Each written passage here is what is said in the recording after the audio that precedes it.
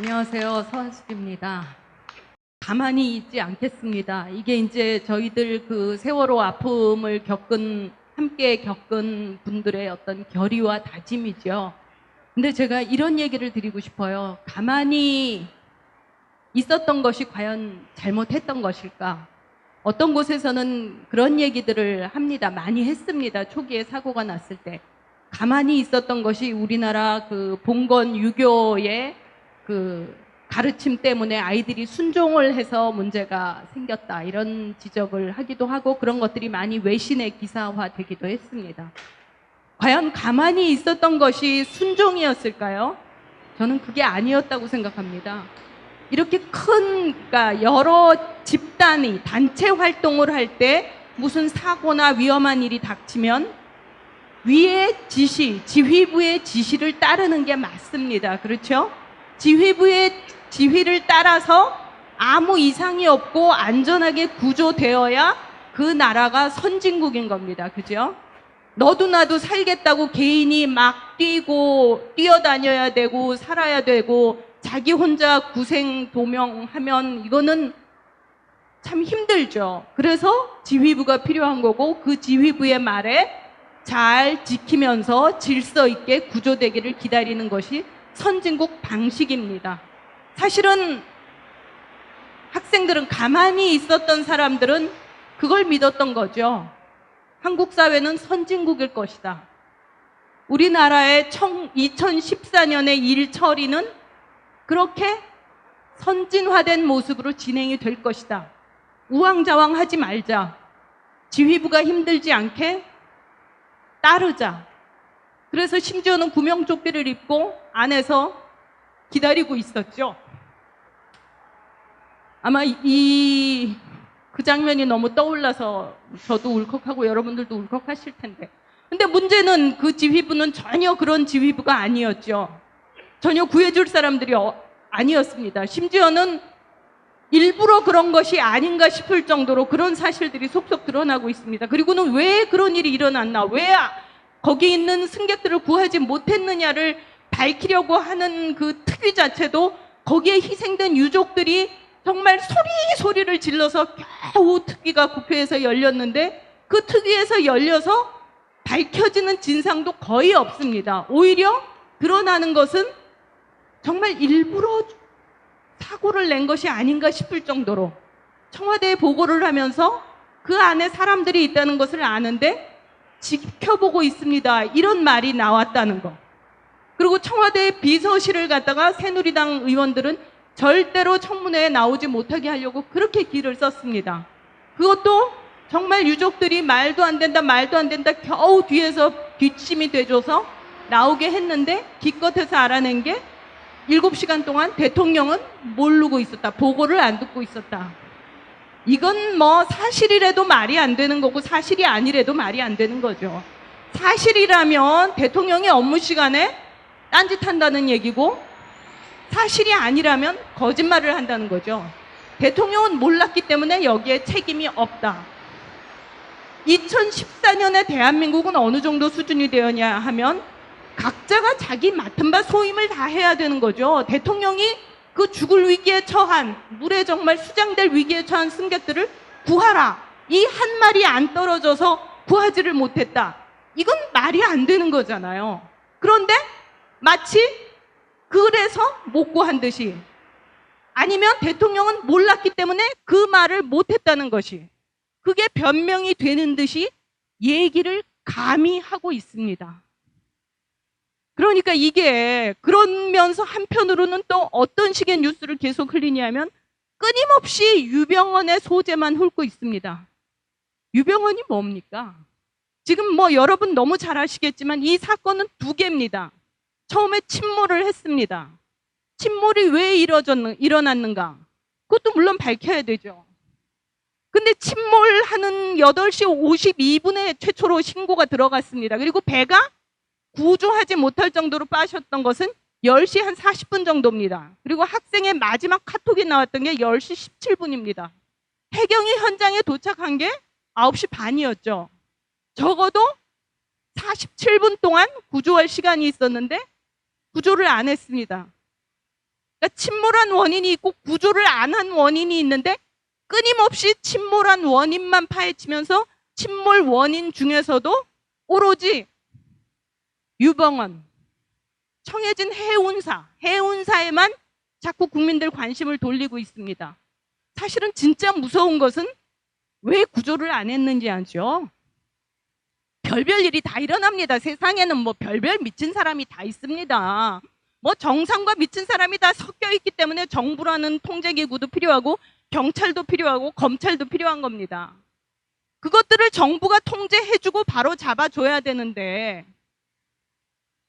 사고가 난 이후에 정부가 구조를 못한 거잖아요. 그러면 이 정부를 과연 믿고 맡길 수가 있느냐. 이 문제를 파헤쳐야 되는데 끊임없이 파헤치지를 않고 겨우 파헤치도록 국회에 특위 만들어가지고 국회의원 안 쳐다놓으니까 유족들 못 오기나 하고 정말 기가 막힙니다. 그렇죠? 근데 이 사람들이 뭐라 그랬습니까? 지난번 선거 직전만 해도 지방선거 직전만 해도 다 바꾸겠습니다. 고치겠습니다. 도와주십시오. 살려주십시오. 그랬습니다. 그래가지고 또 사람들 마음이 흐트러져가지고 막 여당 많이 찍어줬더니 그 다음에 금방 패변했죠. 문창극 씨 같이 말도 안 되는 사람 국무총리로 내세웠다가 그나마 떨궜습니다. 그런데 지금 또 어떻게 하고 있습니까? 자기네가 무슨 다 바꾸겠다 깨끗하게 하겠다 그러면서 장관 후보들 다 도둑놈으로 지금 앉히려고 그러고 있습니다. 도둑놈입니다. 그냥 놈자를 이제 공식적인 용어에서 놈자가 욕이라고 해서 안 쓴다면 도둑입니다. 그죠? 범죄자입니다. 김명수 사회부총리 후보는 뭐 그냥 제자들 논문 무시로 베꼈어요. 그리고는 거기 따라 나온 연구비 다 자기가 챙겼어요. 이거 도둑질이죠. 그리고는 한국교원대 교수 월급이 1억이 넘는 사람이 자기 돈 없어서 주식 투자했다 그랬습니다. 사교육 업체에 투자를 했습니다. 근데도 즉각 자르지를 않습니다. 시간을 끌고 있어요. 뭘 고민을 해야 되는 정부입니까? 이 정부는. 그리고 정종섭이니 정성근이니 모두 범죄 집단입니다. 그냥 여차직하면 거짓말시키고 여차직하면 사기치고 저도 기자지만 무슨 특파원 비자를 갖다가 특파원도 아니면서 받아가지고 자식들이랑 미국 가가지고 애들은 남겨놓고 오고 중학생은 해외 유학 시키지 못하게 돼 있는데 해외 유학 시켜가지고 미국 영주권까지 얻은 사람이 이제 와가지고 문화부 장관을 하겠다고 나서는데 그걸 다 증거 자료까지 지적을 해도 자르지를 않습니다. 뭘 바꾸겠다는 거고 뭘 깨끗하게 하겠다는 겁니까? 하나도 바꿀 생각 없고 하나도 깨끗하게 할 생각이 없습니다. 그런데도 끊임없이 당해야 되고 억울하게 소리를 질러야 하고 유족들이 지금 막 슬퍼서 그 슬픔 속에 침잠했다가 겨우겨우 극복을 할까 말까 이렇게 가야 할 유족들이 온 곳을 돌아다니면서 싸워야 됩니다. 그죠? 지금 단식까지 하셔야 되고 저는 정말 사실 그런 거 말리고 싶습니다. 왜 마음 아픈 사람이 더 힘들고 괴로워해야 되나요? 정말 이렇게까지 하지 않으면 안 된다는 게 너무너무 답답합니다. 그래서 가만히 있으면 정말 핫바지로 알고 다 지네들 맘대로 말도 안 되는 짓을 하니까 가만히 있지 않겠습니다가 저희 구호가 되어버렸습니다. 그러나 가만히 있지 않겠습니다는 사실은 가만히 있어도 되는 세상을 만들기 위해 가만히 있지 않겠다는 거죠. 정말 가만히 있고 싶습니다. 그죠? 정말 우리 뭡니까? 우리는 출세와 성공과 돈을 위해서 그 미친 듯이 질주하는 그런 인간들이 되고 싶지 않잖아요.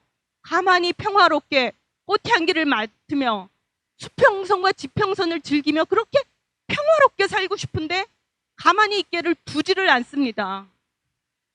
그래서 우리는 가만히 정말 가만히 있어도 되는, 가만히 있으라고 하면 그 말 지켜도 되는 그런 정부, 그런 사회를 만들기 위해 여기 모였고 어떻게 쓰면 좋을까 같이 생각을 해봤으면 해서 저는 그냥 여기 대표주자로 나왔을 뿐입니다. 여러분들 마음속에 사실은 다 생각이 있을 거라고 생각합니다.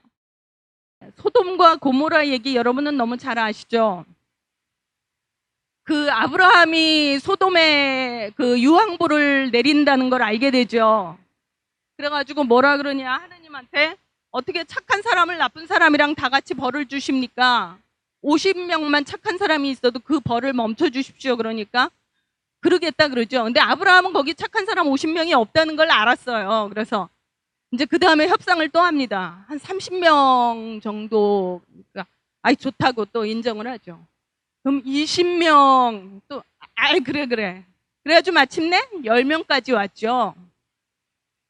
10명을 찾았는데 10명이 없었어요. 뭐 여러분 잘 아시다시피 룬네 가족 딱 4명 외에는 이제 착한 사람들이 없었죠. 그래서 이제 거기 징벌이 떨어지는데, 저는 사실 이 얘기가 굉장히 한국 현대 사회에도 암시적이라고 생각합니다.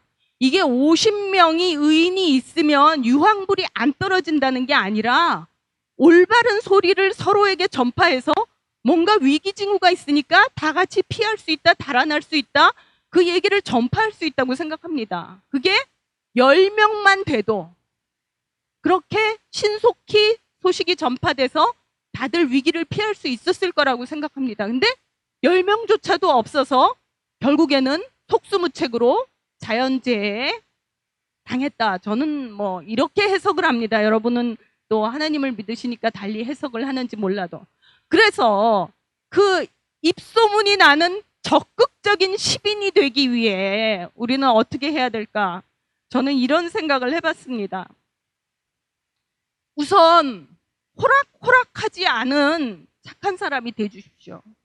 그냥 착한 걸로는 소용이 없습니다.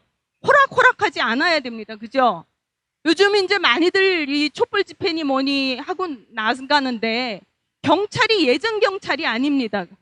정말 야비한 경찰들입니다. 그죠? 심지어 이 인도에 있는 사람들을 바깥으로 차도로 몰아가지고는 집시법 위반으로 잡아갑니다. 엄밀히 얘기하면 이거 함정수사입니다. 여러분이 막 따져가지고 이거 함정수사기 때문에 나를 잡아놓을 수 없다고 따져야 됩니다. 호락호락하지 않은 그런 시민이 돼주셨으면 하는 게 저는 여러분 부탁입니다. 사실은 첫 번째는 오른편에 서달라고 부탁을 드리고 싶었는데 여러분들이 이미 너무너무 오른편에 저보다도 더 많이 서 계시기 때문에 굳이 그 말씀은 안 드려도 될 것 같습니다. 뭐 14일부터 단식하는 거며 15일 여의도에서 특별법 제정 촉구 행진하는 거며 또 뭐 19일에는 서울광장 촛불 집회에도 여러분은 적극적으로 참여하실 것 같습니다. 그래서 제가 호락호락하지 말자. 그냥 오른편에 손만 잡을 게 아니라 우리 더 극악하게 싸우기까지 할 줄 알자. 이런 말씀을 드리고 싶습니다. 그 싸우는 방법 중에 하나가 나쁜 놈, 나쁜 놈이라고 확실히 외쳐줘야 됩니다. 여러분들 뭐 트위터, 1인 미디어 다 갖고 계시죠? 거기에 적극적으로 쓰십시오. 그리고 내가 보기에 단 하나라도 어그러지는 거 있으면 온갖 그 사이트나 이런 데 들어가서 고발을 하십시오. 사실 이 정부가 제일 두려워하는 게 여론입니다. 그리고 인터넷에 신고하는 것은 감출 수도 없기 때문에 그거 좀 찔끔합니다. 적극적으로 쓰십시오. 다만 이제 이런 게 있죠. 잘못 쓰다가 이거 뭐 명예훼손이나 뭐 거짓 허위사실 유포로 걸리지 않을까. 이런 부분을 위해서는 제가 약간 힌트를 드린다면요. 잘 모르는 거를 사실처럼 쓰지는 마세요. 잘 모르는 의혹이 있을 때는 왜 이랬을까?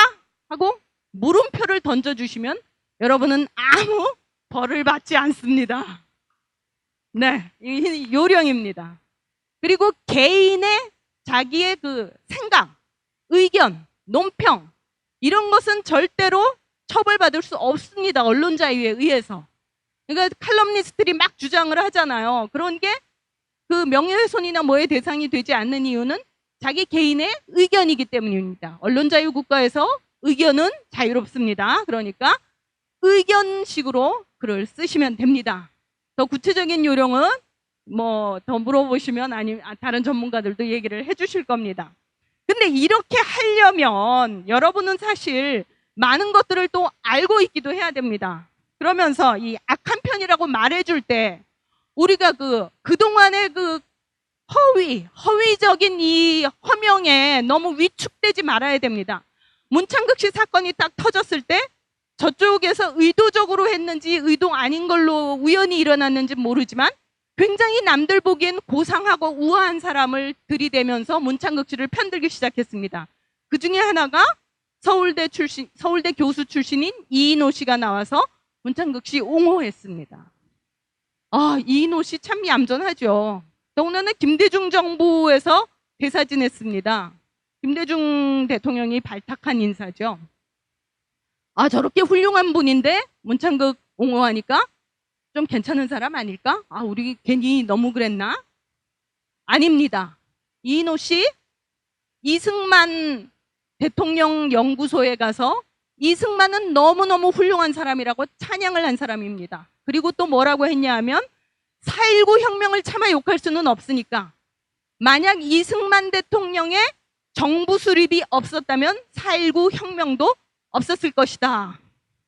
이렇게 말도 안 되는 소리를 한 겁니다.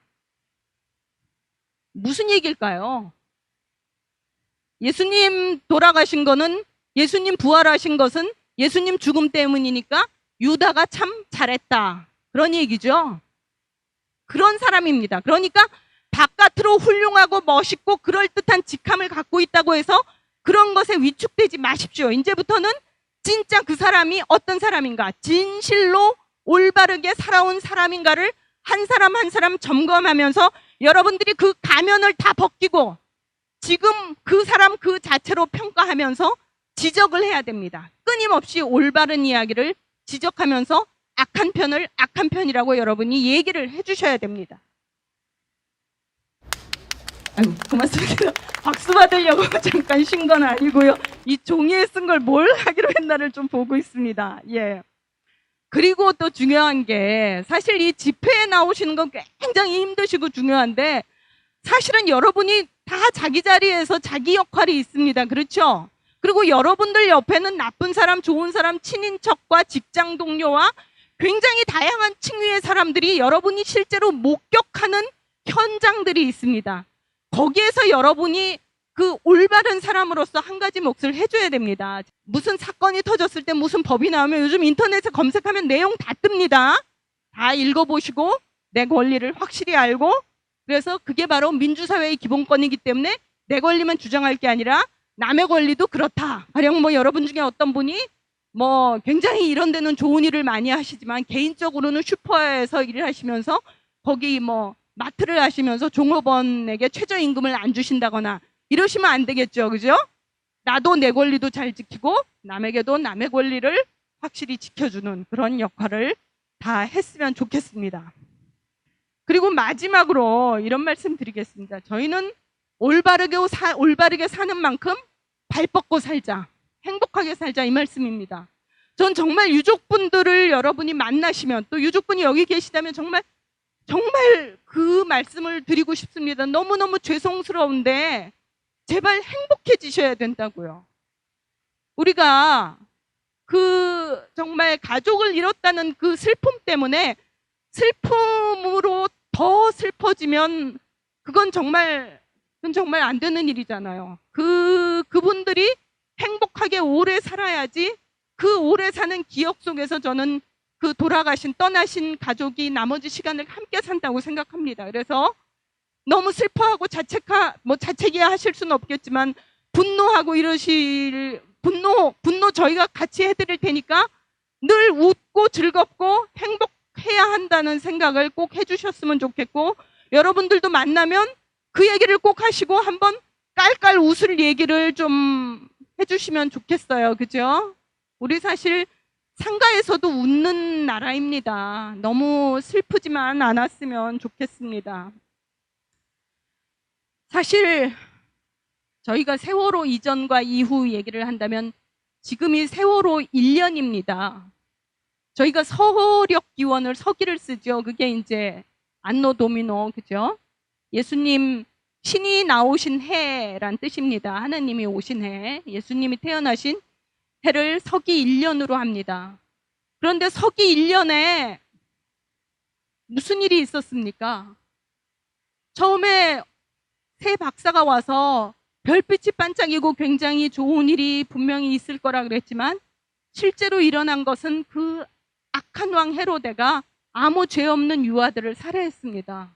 왜냐, 자기를 언젠가는 자기를 그 악의 정권에서 끌어낼 거대한 착한 세력이 온다는 걸 느끼고서 그걸 다 말살시키려고 유아 살해를 했던 아주 슬픈 해입니다. 어쩌면 우리도 지금 이렇게 힘들게 싸워도 이것이 당장 정말 올해 내에 어떤 그 놀랄만한 새로운 사회가 금방 도래하지 않을 수도 있습니다. 그죠?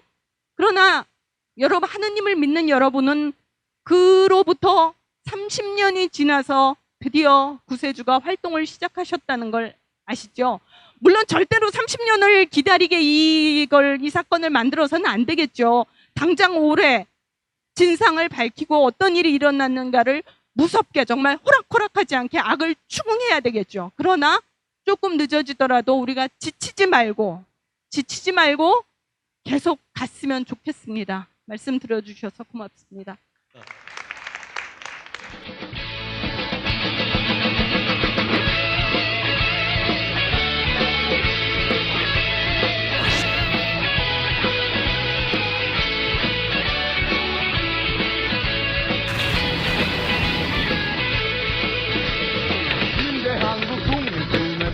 용사야 조국의 부르심은 네가 아느냐. MBC 본사에 계셨을 때는 그 장비 때문에 이렇게 속썩이실 일이 없었겠죠.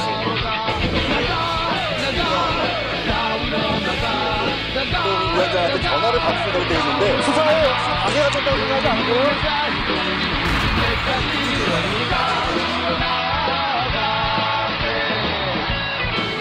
10년 전에 고발뉴스.com, 이상호 기자의 고발뉴스라고 하는 홈페이지를 만들면서 그때 사실 어려졌을 때 소년병 기자 생활할 때부터 너무 많은 사람을 구속시켰거든요. 그리고 너무 많은 사람을 다치는 걸 봤고, 근데 내가 도대체 이 기자직을 왜 하는 건지 되게 회의가 됐더라고요. 그래서 내가 그 홈페이지에도 담아놓은 얘기지만 내 국민의 산물이에요. 그러니까 고발은 사람에 대한 증오가 아니라 사회에 대한 사랑입니다.